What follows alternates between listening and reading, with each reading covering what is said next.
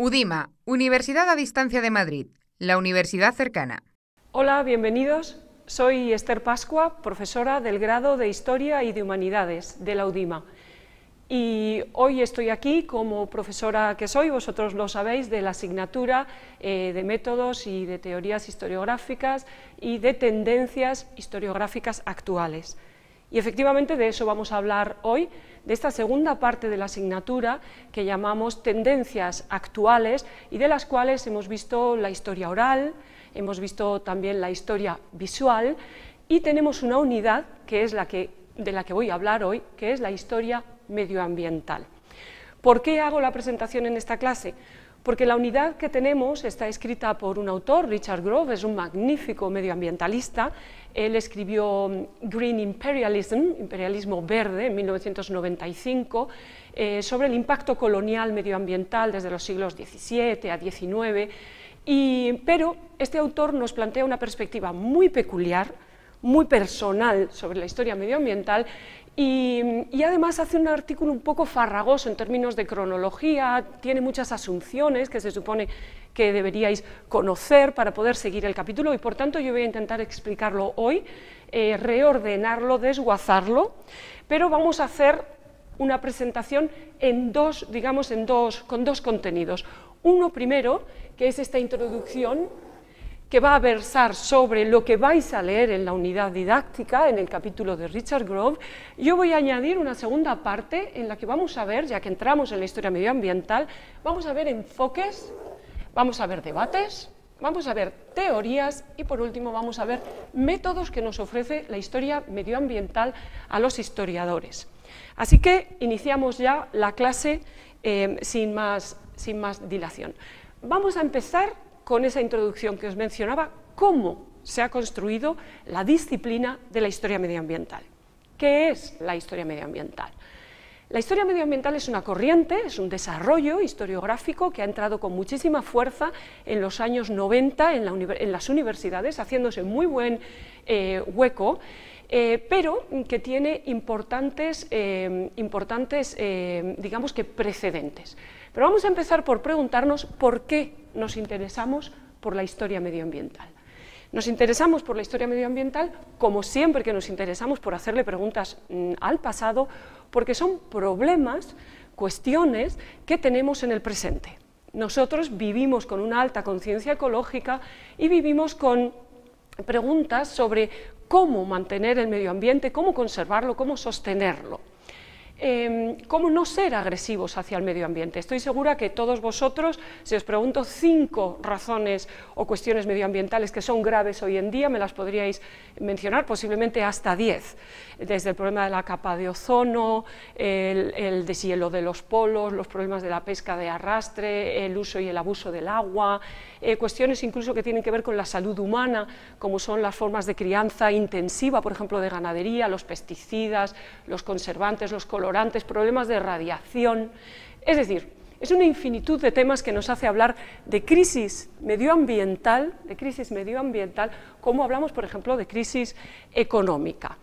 Y efectivamente esa es una preocupación que se ha ido desarrollando a lo largo de estos últimos siglos, digamos desde la Revolución Industrial.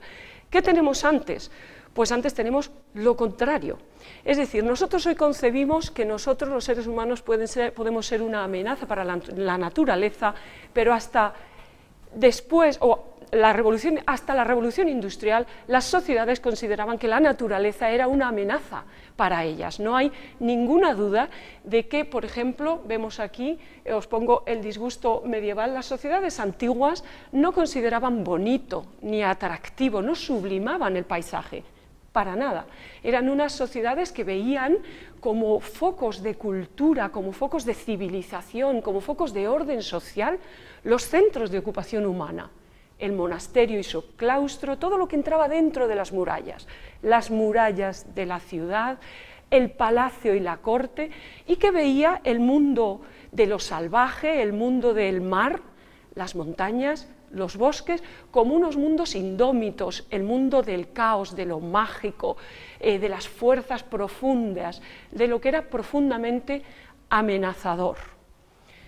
El disgusto medieval fue, digamos, por la naturaleza, fue desarrollándose a lo largo de los siglos XVI, XVII, XVIII, durante época moderna, en la que, por ejemplo, en el arte se expresa muy claramente, van apareciendo los paisajes, van apareciendo con la perspectiva, con el color, con el movimiento de las figuras, vamos viendo ese gusto por los sentidos, por el mundo de lo natural poco a poco. Va apareciendo el paisaje.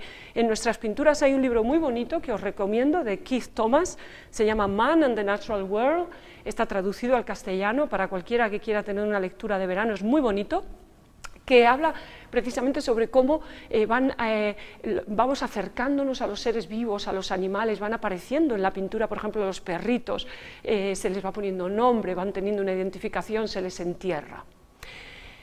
Sin embargo, toda esta sublimación que llega al romanticismo de la naturaleza, del mundo natural, también del uso de los recursos naturales cada vez más cercano, llega a su paroxismo y al desastre en el siglo XX. El siglo XX tenemos la Primera y la Segunda Guerra Mundial, el descubrimiento de, por ejemplo, la energía nuclear, tenemos también la Guerra Fría.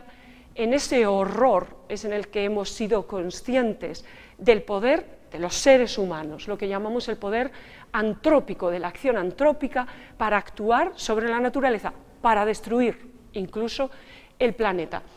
Esa conciencia ha venido dada por nuestra capacidad de actuación, pero también ha venido dada por la ampliación de derechos. El régimen liberal se definió como un catálogo de derechos que afectaba sobre todo al hombre mayor de edad, masculino, por supuesto, pero que poco a poco ha ido ampliando derechos, los derechos humanos, los derechos de la mujer, los derechos del niño, los derechos de los animales, y nos ha llevado a expandir esta conciencia al mundo que nos rodea. Sin ninguna duda ha cambiado muchísimo el concepto y la relación que tenemos con la naturaleza, y de ese cambio de relación es donde ha venido la construcción de una disciplina, el desarrollo de una forma de mirar al pasado, de investigar sobre él, cómo era su medio ambiente, cómo eran las sociedades antiguas, cómo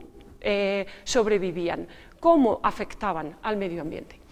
Esta disciplina, como os digo, se ha ido construyendo a toda velocidad en los últimos 20 años, desde la época, por ejemplo, de Roderick Nash, 1967, en la que él, en su libro Wilderness and the American Mind, planteaba que, bueno, prácticamente aquí iniciamos lo que yo estoy llamando la historia medioambiental. En los años 70, Roderick Nash formó el primer curso de historia medioambiental en California, muy importante, que se le apuntaron, fijaros, ni más ni menos 450 estudiantes a un curso de Environmental History, historia medioambiental.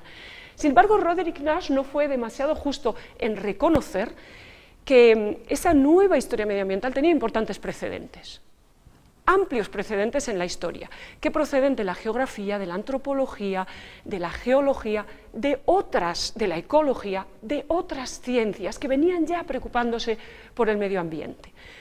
Vamos a explicar ese desarrollo durante el siglo XX, de esos precedentes, en torno a contextos y obras, ¿vale? Yo os voy a hablar de contextos históricos y obras. Contextos, muy brevemente, solo os menciono dos. Uno, el imperialismo. Por supuesto, el desarrollo del colonialismo a lo largo del siglo XIX trajo muchísima curiosidad por otras geografías.